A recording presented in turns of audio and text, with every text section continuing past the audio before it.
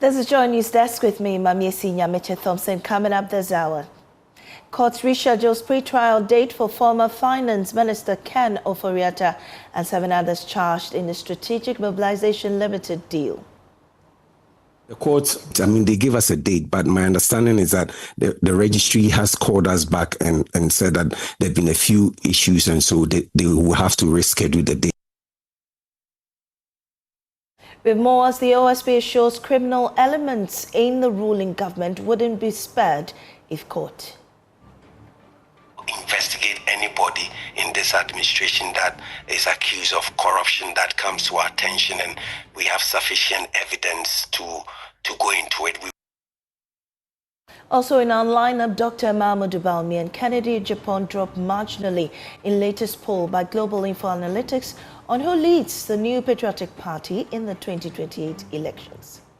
And later, local economy in Mankisim grinding to a halt as delays in ratifying Ghana's first lithium project stall about 2,700 indirect jobs it promised. But the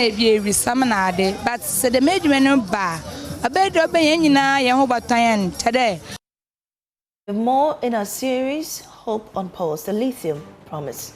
These plus business updates on our desk. Don't go away.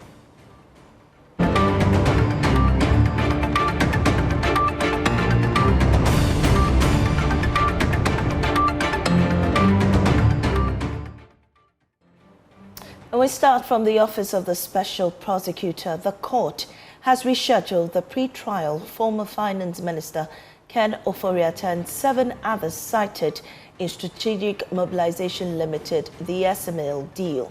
The office of the Special Prosecutor on Thursday announced the prosecution will begin today, Monday, 24th November, but that has changed. There's more on the following report. There was high anticipation when the office of the Special Prosecutor in a social media post said they will put the accused persons cited in the SML deal before court on November 24. The OSP in that statement also indicated that they will seek the necessary court orders for service of the charge sheet on persons it describes as fugitives who are outside the country. But speaking on Newsfile on Saturday, Director of Strategy, Research and Communication at the OSP, SML Apiadakon, said the case will no longer be heard on Monday. The court, they gave us a date, but my understanding is that the registry has called us back and said that there have been a few issues, and so they will have to reschedule the day. So when the new date is given, those processes will be done. It is unclear what new date the court will fix to take the plea of the 8 accused.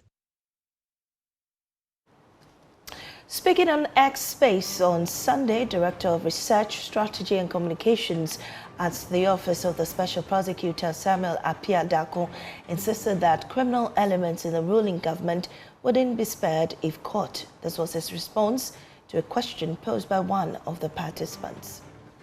We'll investigate anybody in this administration that is accused of corruption that comes to our attention, and we have sufficient evidence to go into it. We will do that. Thankfully, we always rely on the trust of Ghanaians and on the political system to ensure that the office does not come under attack, and all that when we are performing our duty, and that we will receive all the necessary cooperation. I think that for now the message is very clear to every government that this office is independent, and that if you engage in corruption, this office, when it finds out, it will come after you.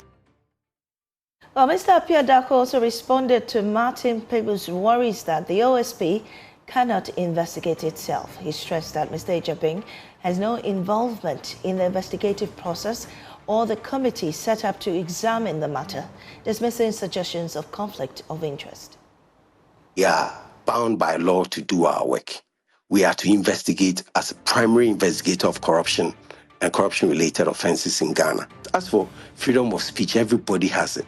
So when he talks about incompetence, it's not a subject that will even bother anyone at the office of the Special Prosecutor, because he himself, what is the competence? He has made specific allegations of corruption against the SP and against the office. One of them, I'm told, is that he said that the office has connived with Ken Ofori-Atta, not that he has deduced, not that he thinks if you put one or two together, the office has connived. He made categorical statement, and I'm told twice or something, that, and he made specific allegation that the special prosecutor is corrupt and things that he had done. And once we are the body that has to investigate corruption, naturally, to build trust and credibility in the system, we would invite you. So it's not just Martin, people who is coming to our office. Several people have come to our office who have made allegations of corruption. We must separate the head of the agency from the agency. People think that the office is all about Honorable Kisi Ejapin. No. The office, if he would tell you, when he went there, he didn't see Kisi Ejapin as part of the process.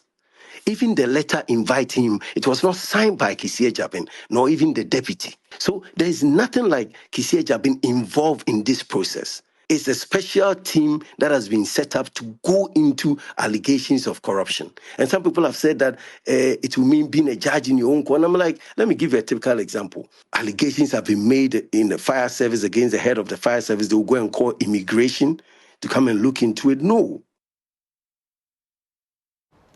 Well, private legal practitioner Thaddeus Sori is pointing fingers directly at Minority Leader Alexander Hanyumaking, insisting he was a major trigger behind his client's petition against former Chief Justice Gertrude Torkornoo.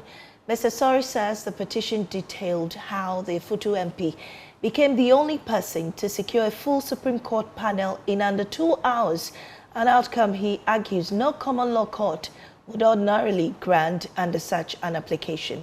He claims the minority leader's conduct raised red flags not just for the former Chief Justice but also for Justice Gabriel Poman, who chaired the committee that recommended her removal. Here are excerpts of his interview with Kweku Sintim Misa, popularly known as KSM. Apart from the disrespect to the nominee, it even went further to affect another justice, the most senior justice of the day, Justice Poman, who was the chairman of the committee that recommended that the Chief Justice be removed. To some extent, I would blame Justice Poman, because as I have said, I think I've said here or somewhere, that his own report is the problem. The minority leader was one of the reasons why I petitioned, or my client petitioned for the removal of the Chief Justice. There was a huge count which mentioned his name and mentioned the acts that formed the basis of our petition. What was this count? We said he had set a precedent, in fact, a record in the court by being the only party or being the only person who within 2 hours was able to get a full panel of the Supreme Court presided over by the erstwhile Chief Justice to give him orders that by the scope of the application before the court, no court in the world in the common law jurisdiction will give him. Now, in the course of all of those proceedings and after, people who knew the two of them spoke to me and they said, don't you understand? That is his sister. The removed Chief Justice is his sister. When sister in terms of Ghana, they come from the same place. Okay. 1, 2. When her father died, the minority leader hosted her visitors, and people who were there called me. So in some of if I had attended the next proceedings, the next person against whom I was going to raise that objection was the Chief Justice. I said, all of these arguments we are having back and forth, and you are literally descending into the arena of conflict, is because somebody that you are close to is the plaintiff in this particular matter. Who was the plaintiff? It is Hanyumaking.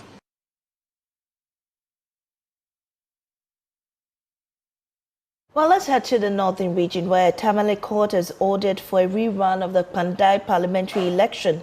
His Lordship Batplanch upheld for the petitioner, and the court orders for a rerun in 30 days. Martina Bugri is there for us and joins us on the line. Martina, what more can you report?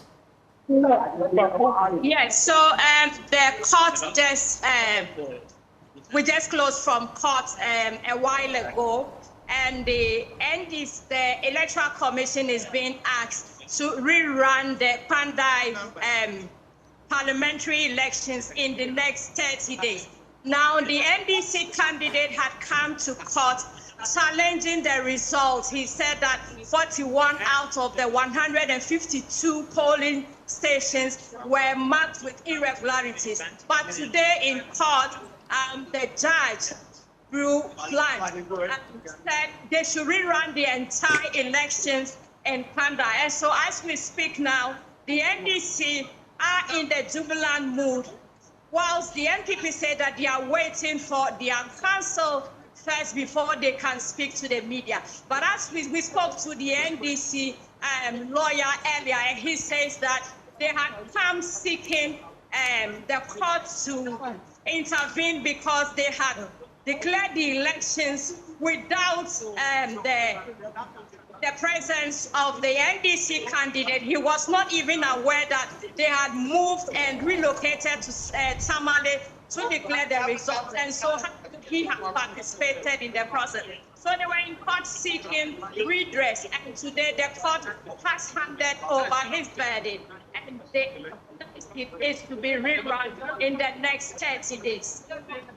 Thank you very much, Martina Bugri, giving us updates from the Tamale court, where the judge has, upheld for the petitioner, and the court has ordered for a rerun of the Kpandai parliamentary election. Well, we'll keep an eye on that one and bring you updates in subsequent bulletins. Moving on, a new poll by Global Info Analytics has shown that both Dr. Mahamudu Bawumia and Kennedy Agyapong have dropped votes marginally as compared to the October 2025 poll.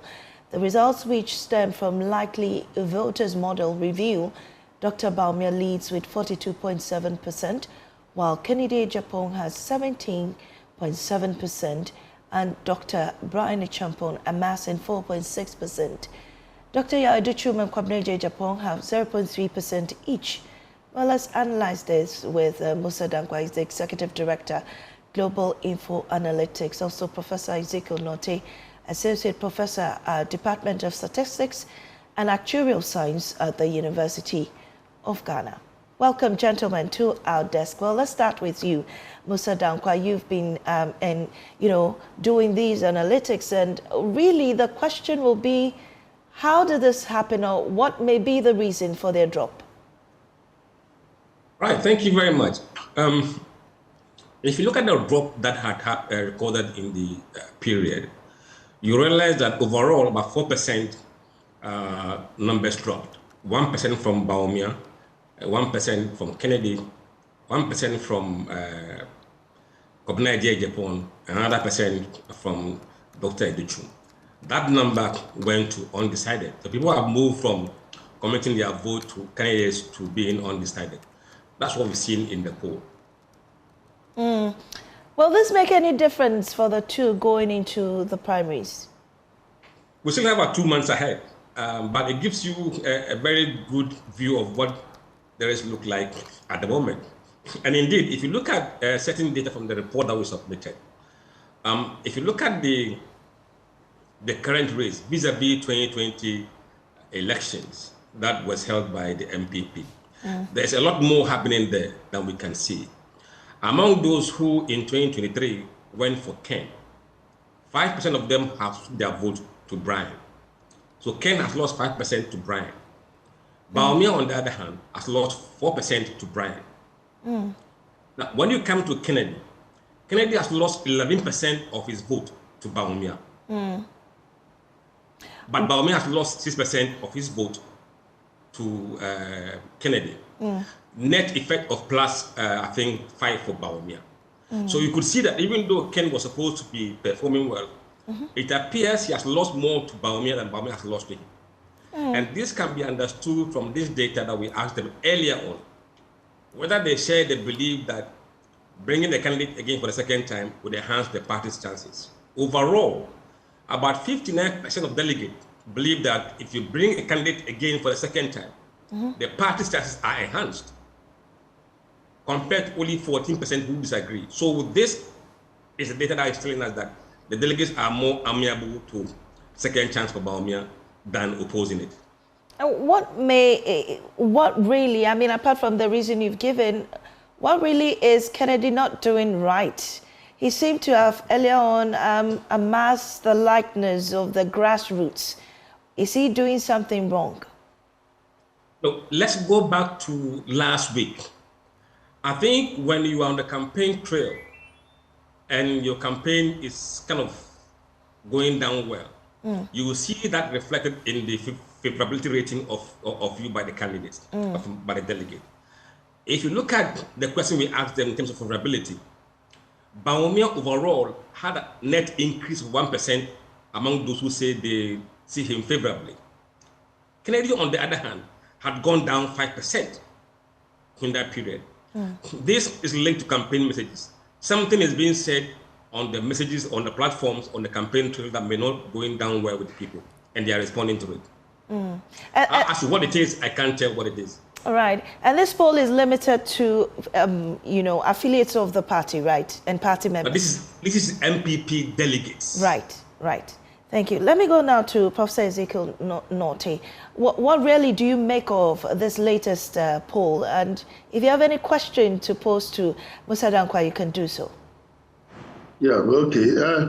I need to understand a bit more of the methodology he used. I think he did say that they used the likely something model. Can you throw more light on that likelihood model? What is it? Let me first start with the methodology. Methodology in the document is clearly spelled out. We sampled 3,500 delegates across 16 regions, randomly using probability random sampling. And we interviewed them using computer-assisted telephone interviews. The sample was allocated to every region based on the size of the region. And then each region was kind of polled randomly. So you have all the constituencies having a good chance of being selected. That's how we did it. In terms of the reporting, now there are ways you can report on polling data. When we say likely voters model, it means that people who are likely going to vote, their views are accounted for. Those who say they will not vote, their views have been removed from the analysis. And what you are seeing is the results of those who said they will vote for Bawumia, Kennedy, Brian, Educhum, Kpandai Depon, and those who know who they would vote for, but have refused to disclose it to us. And then those who said they are honestly undecided. So this is what we call the likely voters. They are likely to show up on election day and vote. Oh, okay. But it's not as if you used a particular model and then you feed in the data to generate. No. Right. So these are polls data. Right? Yes. Right. Okay.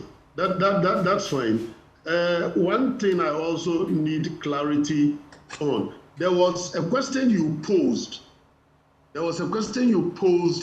That seems to suggest that people who in 2023 voted for either Kennedy or Dr. Mahmoud Bawumia, having switched, you didn't use that data in projecting the likelihood of something happening the next time. I thought you could have used that information, but you just presented that. Yes, I mean, we're not there where we're going to project the winner yet. When we get to that point, we'll use our modeling to determine the kind of predictions. At the moment, we're just getting raw data. Right. Well, I understand.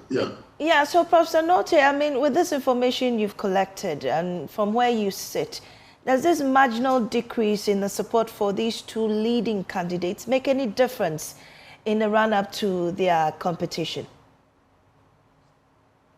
Well, I'm a bit worried that none of them is getting close to the 50%. So in the unlikely event, it means that there's going to be a runoff. Okay, and there were questions about the runoff, which actually means that largely it is going to Dr. Mahmoud Bawumia. My worry with the data is that at least the two leading contestants, which is Dr. Mahmoud Bawumia and Kennedy Agyapong, I thought that if one is losing, the other should gain. Yeah. But they are both losing. It means that the other contestants, which he mentioned is Brian Achambo, is doing something great that the two are not watching. And so if there is a little bit more of time, he could actually pull a surprise. But I don't see the others, apart from him, Brian, and the two leading, I don't see any of them pulling any shocker, apart from that, from the details of the data. I'm a little bit surprised with Kennedy Agyapong's dwindling data, because it seems to suggest that he is also on the ground, just as Dr. Mahmoud Bawumia. So I don't know what he is not doing right that is accounting for this. Right. Could it be that recent cracks in the party could also be blamed for what's happening? Oh, as for the cracks, it will not go anytime soon. That's how I see it. Until they settle on a candidate, the cracks will still be there, and it could even possibly be a bit more visible than we are seeing now.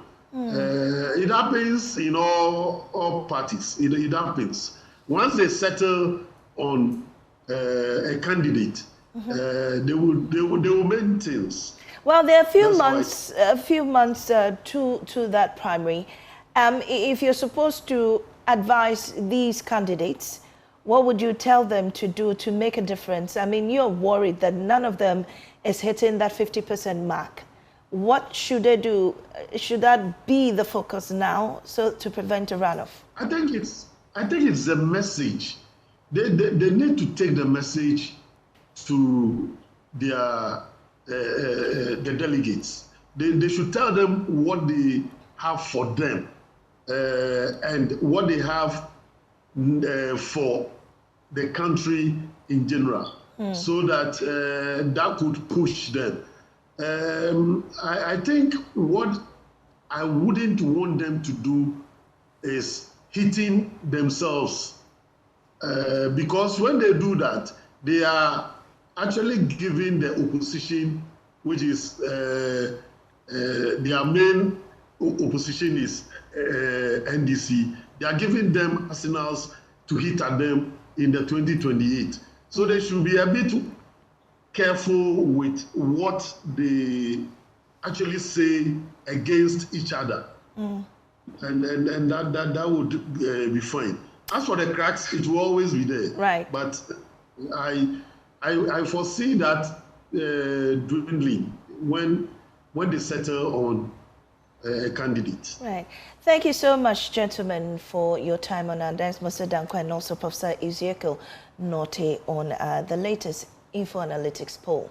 Well, in other stories, local businesses in Mankasim are grinding to a halt as Parliament delays the ratification of Ghana's first lithium project. Sales are dropping, and the informal workers who were counting on the Woya lithium project ripple effects are now feeling the pinch. Ablanan Ifanti Kinkisala is left to chase the few customers she can find. For her and many others, every day Parliament waits, their livelihoods wait with it. Emmanuel Jivenu has more in this week's episode of our series, Hope on Pause, the Lithium Promise.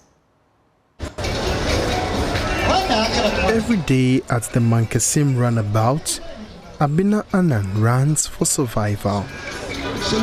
She chases cars with bags of fantikinki, hoping someone inside will roll down a window with a few CDs to spare. For her, hope once came in the form of a mining project. the Iwoya Lithium project and the thousands of indirect opportunities it promised. But today, that hope is slipping through her fingers. Oh, I didn't for sure brain because in Juma bebre war, but work as an eye bebre. Yenyebi, because we were school by 4 years, 5 years, on your Juma year. And man and man in a bim of fear, or being ye on your scandal equal schooler, or fear. Maybe vacation young Coban, no, maybe we summon a day, but said the major man bar. A bed of Bayana, Yahoba today. Ebia on where school or on a set or about my dad, you mean about my fan, obeying you, my day. Why am I swinging scar at the road book school and I know the baby shop and now the baby business. Our Bob Wano over to my. Abena is not searching for a job in the mine.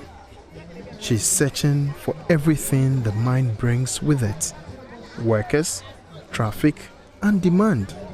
The lifeblood of informal businesses. I saw Babam, there be workers in Biffy, Kumase, Biffy Accra, Biffy Cape, Winneba, Pamanade. Oba Baye Jumana, Sabi Obedi, in the Sanasuna age of Fancy Conoma, Oba Baba Toby. Oba Toby, baby Bogua, what on a fish nade, on your be on a pony beyond riding ready. I the mamma's business in a bocoso. I look all, maybe I'm off, and now can do holidays. And now we can work with fear. But my Baba Toby, oh, do not have fine. Oh, Madam, who can you find? So Baba Toby, I could fear, or quite so obedi. So when I'm a say, Jumano, I cost from Mahana, I say.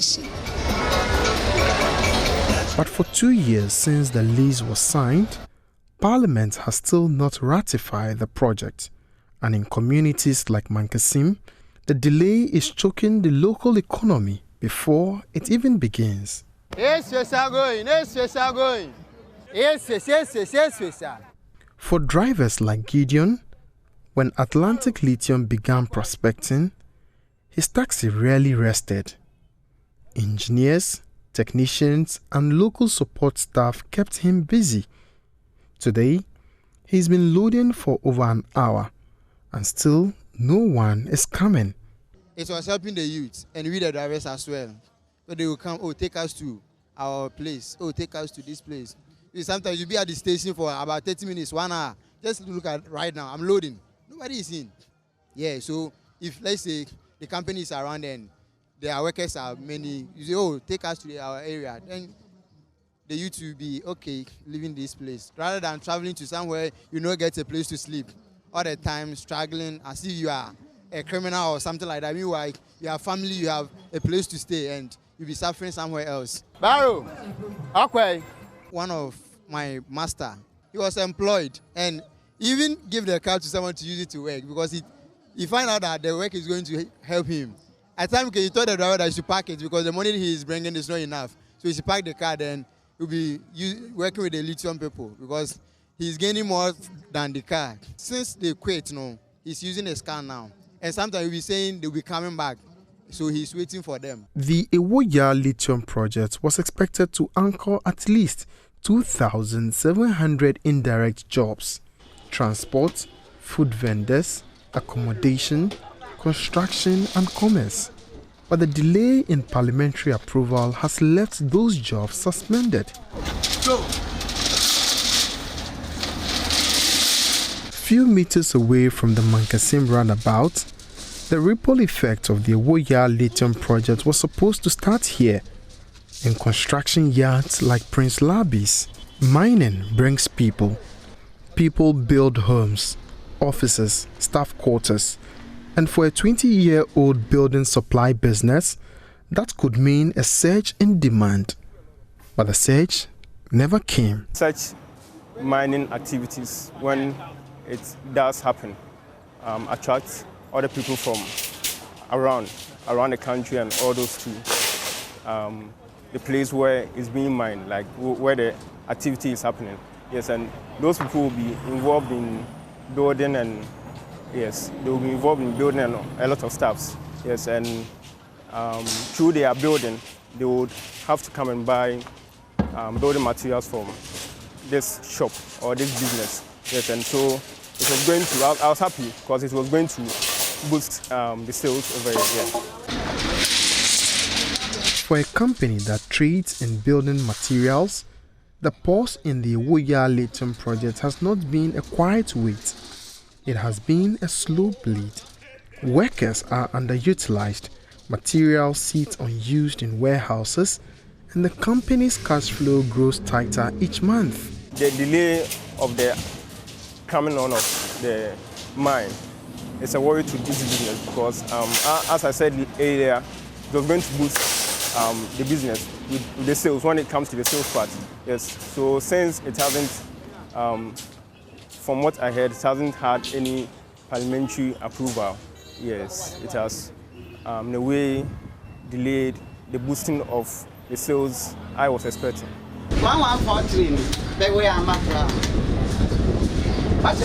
Workers inside the chain also feel the strain. Benjamin Issel, who expected more overtime and more sales, now faces uncertainty. If people come here to do work, workers and those, they will come and buy something. Iron rod to build that company's building, T&J to finish the building, every building materials, with the exception of sand and wood, which is not here. So they will definitely come here and buy something to contract their offices. And moreover, the youth in the district, they will get work to do. And the bad things in the district will go down.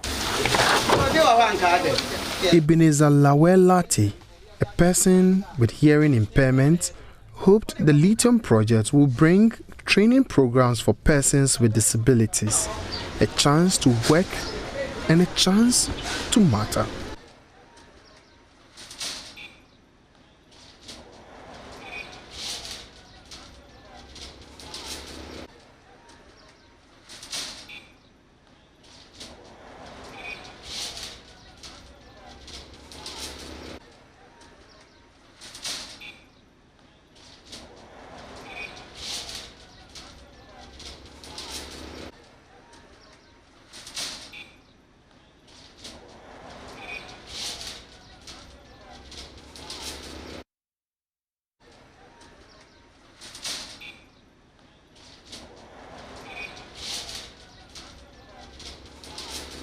Over 100 workers once employed by Atlantic Lithium have been sent home. From 167 staff, only 62 remain. The company paid 19.6 million cedis in taxes in 2024 without mining a single ton of lithium. But without ratification, the dream of building Ghana's first lithium industry sits on life support. I'm telling everybody who has a role to play so that Parliament ratifies this list to do it for us. Our people are going to be happy. And I am aware of a certain philosophy which says that you get much better when people below you get better. You get much better when people below you get better. The situation now is that people below me are suffering. So they rather come to me with their troubles, medical bills, this. But I am aware if the turntable turns and they get employment, they will rather come to me, Nana, take this. Global lithium prices have collapsed. And without immediate parliamentary action, the project risks becoming economically unviable. For Abena, every day the project delays means fewer cars, fewer customers, fewer chances. She may never step foot on the mine, but her life is tied to it all the same. We are pleading with Parliament to ratify the Ewoyaa Lithium project so we can get development here in Mankesim. Little by little, things will improve.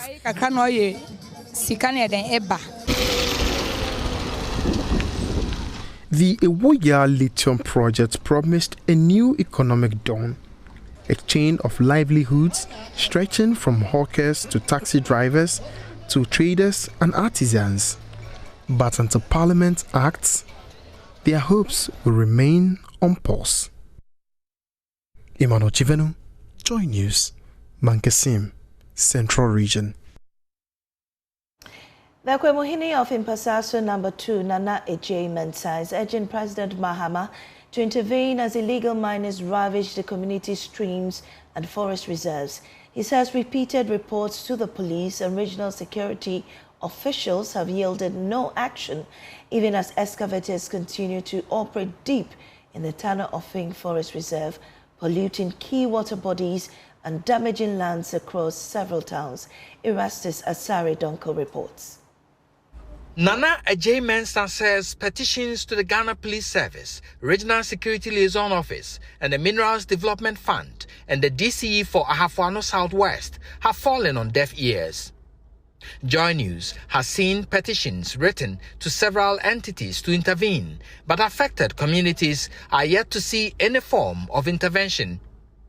For weeks, the illegal miners have continued their invasion deep into the Tana Offing Forest Reserve, which falls under the jurisdiction of Impasaso No. 2, and have heavily polluted streams like Boni, Domiefum, Esuako, and others, which serve the local communities. Communities largely affected include Nyamebetre, Adiemra, Oforikrum, Ango, Dotiem, Achiase, Esuako, Menchia, and James Kuma. After Otumfuo destooled the ex-chief of Impasaso No. 2, Nana Mpofu-Twumasi, this year, he placed the town and its resources under the care of the Akwamu chief of the town, Nana Ejay Mensah, and some elders. Nana Ejay Mensah tells Joy News, Galamsey, which existed under the ex-chief, has since worsened, and all efforts to get the Mankranso police and even the regional police headquarters in Kumasi to intervene have proven futile. He is appealing to the president, NIMUS, and other entities to come to the aid of Impasaso No. 2. Germany is known for its strong democratic institutions, but the country still worries about a growing generation with no living memory of dictatorship. Joy News' Jacqueline Ansumaya reports from Leipzig, where experts say civic memory may be democracy's most powerful defense. Germany has built its democracy on the lessons of its darkest chapters, from museums documenting Nazi rule to memorials marking the fall of the Berlin Wall. The past is deliberately kept visible, but today, the country faces a different challenge. How do you make civil liberties meaningful to young people who never lived without them? That question sits at the heart of the work of the project lead for the Freedom and Unity Monument in Leipzig and the Forum for Freedom and Civil, Anke Hannemann. For Anke, civic education must be practical, personal, and honest. Workshops, encounters with eyewitnesses, interactive spaces that show how civil liberties shape everything from digital expression to the freedom to protest. She even brings her 10-year-old daughter to demonstrations, a living lesson that democracy survives only when people participate. The key is to make the idea of freedom tangible.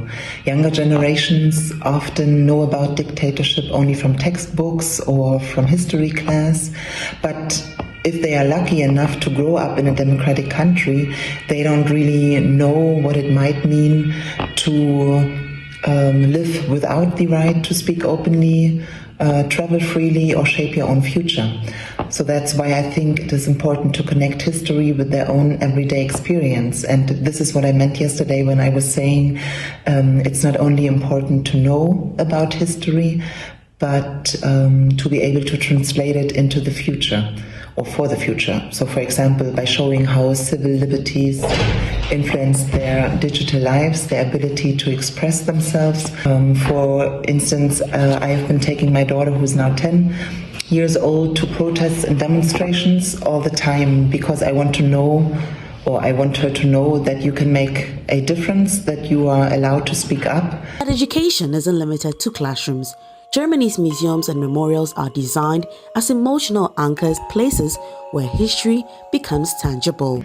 I believe that these places act as a collective reminder and as an emotional anchor They don't just display history, they make it feel present. So, for example, when you once will stand in front of the planned Monument to Freedom and Unity in Leipzig, you are not only reminded of the date of 1989 as a date in a book, but you are standing on the ground where ordinary citizens found the courage to defend their rights peacefully. So this is a lesson Ghana cannot afford to ignore. With rising misinformation, political polarization, and a youth population getting more civic knowledge from social media, the question of democratic literacy is becoming urgent.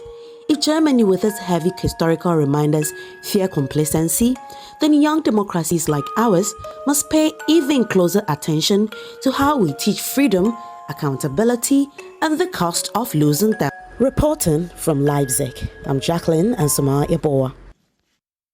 There's good news for kente weavers in the Ashantiwa and Volta regions, as they are now officially the only ones in the world with a patent to weave the iconic Ghanaian kente cloth.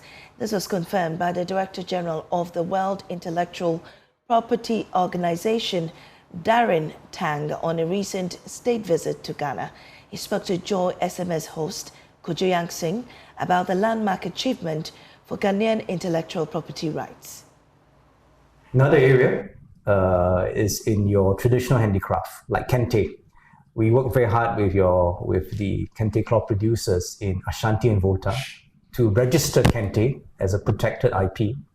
And we want now to be able to help them to combine that with marketing and branding, so that kente cloth becomes well known as a product of Ghana around the world. So we're going to also work to support the traditional handicraft producers in Ghana. Also, I think we see that Ghana is very focused on agri-tech and food tech. You are very strong in these areas, but you need to now innovate and use technology to make that more efficient. And WIPO can help to make sure that we train again, provide the training, the tools to support them. So whether in agriculture or in food, whether in heritage products, or whether in your startup ecosystem, right, IP is so important in helping Ghanaians, right, be able to protect and commercialize the items. That's what we want to do right here in Ghana to help all of you. That's really fascinating what you're doing with kente as an example. You and your team should look into Akpeteshi and thank me later. Mr. Tang described Ghana as a powerhouse of creativity, lauding artists like Shatta Wale, Stonebwoy and Jackie Appiah for putting the nation on the world map with their creative works. It's a creative powerhouse. You've got Gollywood, which is with your film industry, people like Jackie Appiah. You've got your Ghana pop, Afrobeats, people like Shatta Wale, who's just dropped a single Beyonce. Stonebwoy, Black Sherif. These amazing musicians, artists, creators, painters, all that, right? They need support from WIPO in order that copyright system helps them to protect their expressions, and not just protect, but also bring Ghanaian music, art, culture to the rest of the world. So really that's what we want to do. We want to make sure that IP, right, is in the service of Ghanaian innovators, entrepreneurs, and creators as well. You know, a Ghanaian engineer once said that invention is the evidence of human intelligence.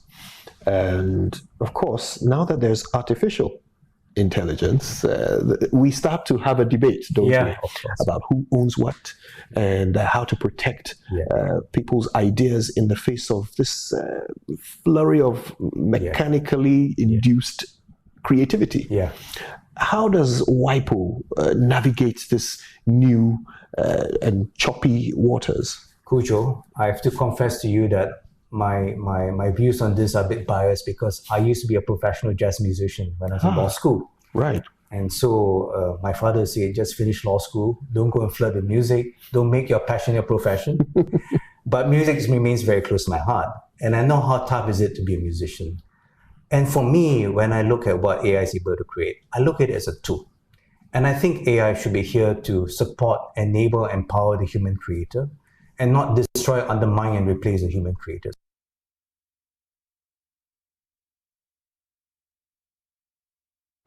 Interesting discussion there. Well, this is Joy News Desk. We break for business. We'll be right back.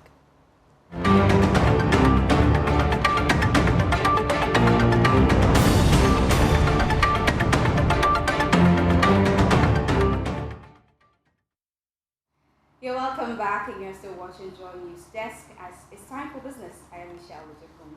Now, the Executive Director of the Springboard Roadshow Foundation, Comfort Okran, has urged policymakers to put in place stronger cushioning mechanisms for young entrepreneurs. She spoke to Joy Business at the 2025 Springboard Roadshow. Springboard Roadshow has over the years trained and mentored thousands of young Ghanaians. But there has been the call for greater collaboration with government and the private sector to help create the jobs the country urgently needs. The Springboard Roadshow Foundation was the first idea was mooted 18 years ago, and in January 2007 we had the first edition of the Springboard Roadshow, of the Springboard program. We teamed this starting the year right in Osu Presby Church Hall in the 90s. And it is a viable place where anyone who has the mindset to do it can play in. So we don't need, and that is one of the key things that we always press on, we don't need to always look for the white-collar jobs. You don't need to wait to go and find a job if you are entrepreneurial in your outlook, because it's not everybody also who can be an entrepreneur. We need people who be intrapreneurs, because they will then be able to, be in an organization, but because they have an entrepreneurial outlook. Participants at the event expressed similar concerns, especially around access to capital, mentorship, and market. I think now agriculture has evolved. There's a lot of technology that the youth love, and we need government to actually create awareness and show people the opportunities that there are. It has to be taught in schools, it has to be taught in the universities, it has to be taught in workshops, so everybody understands that we have very, arable soils, that everything grows. And so what way to enhance Ghana, what way to make Ghana known and make Ghana recognized? I think the Springboard Roadshow continues at nationwide tour, bringing together young people, business owners, and thought leaders.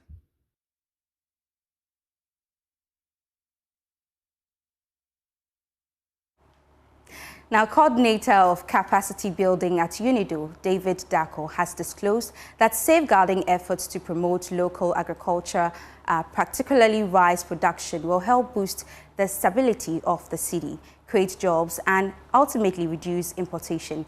He made this known at the donation ceremony of a high-performance liquid chromatography system and its accessories by the UNIDO iTech Rice project, sponsored by the government of Japan. He added that the initiative aligns with government's agenda to promote local agricultural growth.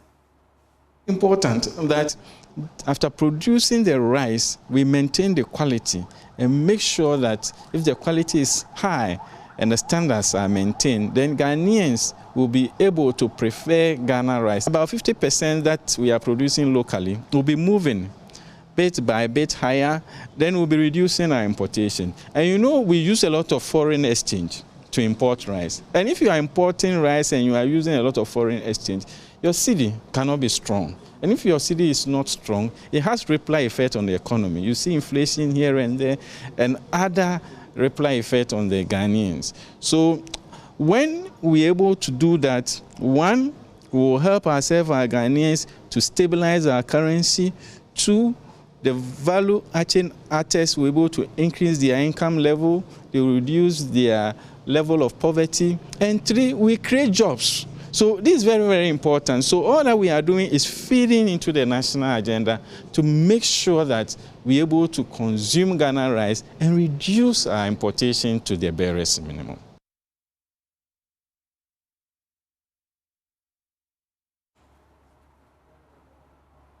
And that'll be all for business. There's more business news when you log on to myjoyonline.com. I am Michelle Lejekum, Mamisi. And that's all we have for you two here on Joy News Desk. Thanks for your company. We're here again tomorrow.